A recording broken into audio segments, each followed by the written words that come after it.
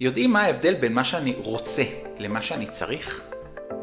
רוצה זה חלום, משהו שנראה לי מושלם, אבל לא בטוח שהוא קיים במציאות. צריך זה דבר נצרך, אמיתי, מה שבאמת יש לו משמעות לחיים משותפים מוצלחים.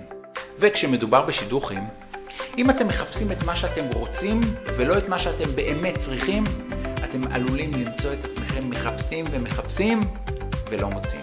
תחשבו על זה. אם אני רוצה לנסוע מירושלים לבני ברק, אני צריך כלי רכב עם גלגלים, רכב, אוטובוס, אופניים, משהו שיביא אותי ליעד בצורה מציאותית.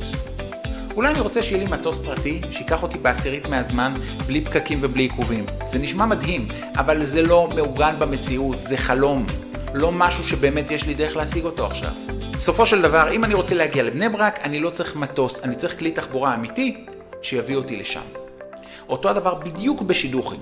יכול להיות שיש דמיונות, שיש מחשבות, שאנחנו רוצים כל מיני דברים. אבל מה שאנחנו באמת צריכים, זה משהו אחר לגמרי. וזאת השאלה הגדולה. מה אני רוצה ומה אני באמת צריך? כדי להגיע לשידוך המדויק, אתם חייבים קודם כל להכיר את עצמכם. איך האישיות שלכם משפיעה על הזוגיות, מה באמת מתאים לכם ולא מה שאתם חושבים שאתם מחפשים. בדיוק בשביל זה יצרתי את שאלון פיצוח האישיות.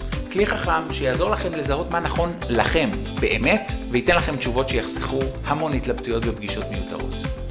למעלה מ-1,500 בחורים ובחורות עברו על השאלון וגילו תובנות ששינו להם את הדרך בשידוכים.